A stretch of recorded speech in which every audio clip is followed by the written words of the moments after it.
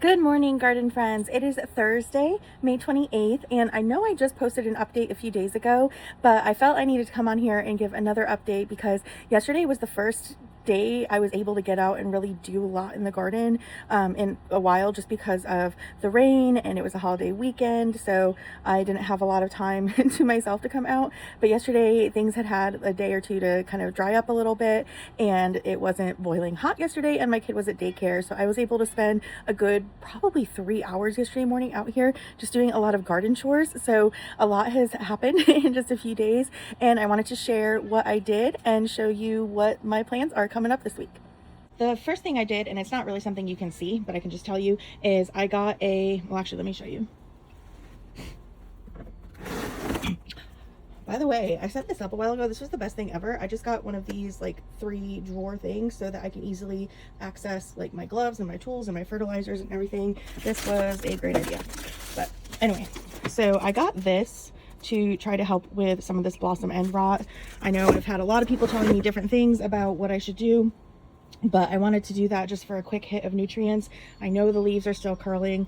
I know all of that. I wonder if it's too hot out here, too sunny. I don't know. North Carolina just sounds like maybe it's not the greatest place for tomatoes, but regardless, I'm going to give them a few more weeks. So I went and I used that CalMag fertilizer and just gave everything a good watering and fertilizing yesterday and cleaned up the branches a little more. I went through and trimmed everything again, cut off a bunch of extra leaves and pulled off any bad fruit that I could find. And I did the same thing with my bush tomatoes. Now, the biggest thing I did, so you may have seen, I posted a video about finally pulling out my broccoli, and in my last update, I talked about wanting to try out a little mini Three Sisters system over here.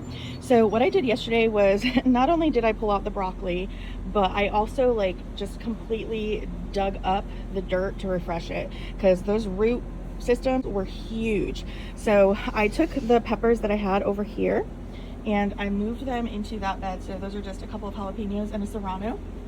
I ripped out the calendula I had and the alyssum and thyme that I had, and I just really mixed everything up, pulled out the roots, broke everything up, pulled out the little bean sprouts I had back there just so I could really get everything set up again. Topped it off with some new potting soil and covered it with the straw. In the corners here, I pulled out a couple of the pumpkins that I had in this pot. You can see those 2 big holes there.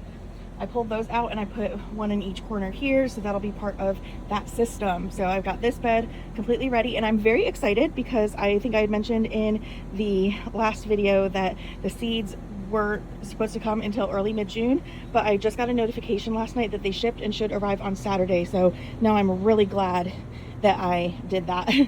So for these beds, this one I moved the peppers into, and I obviously have that tomato plant, and I planted some cucumber seeds along the edge here.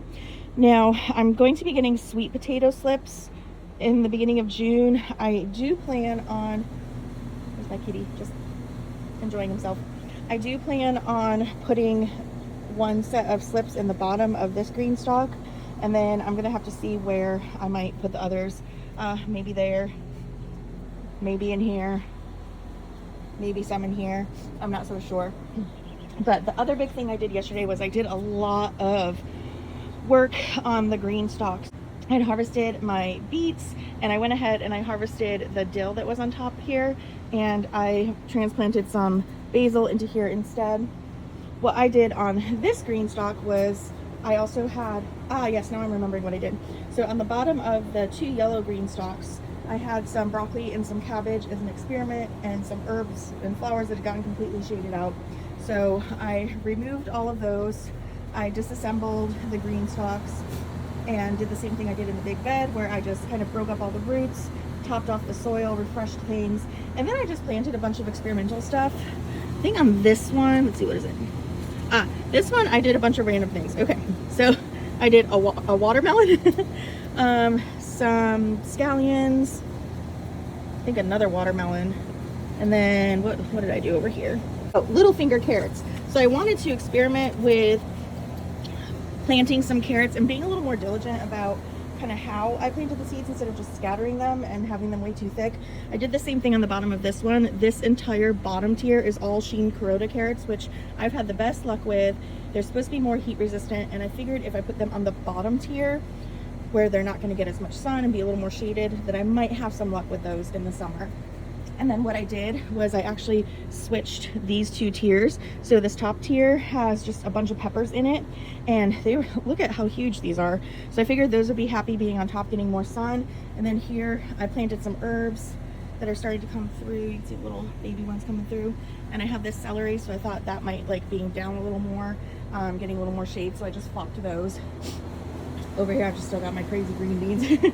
Same thing here, crazy green beans. That's my little update. And I want to show you one more thing. I know I showed you this yesterday, but more green beans. I can't tell if these are green or if they're supposed to be the yellow ones because they're kind of like a light color.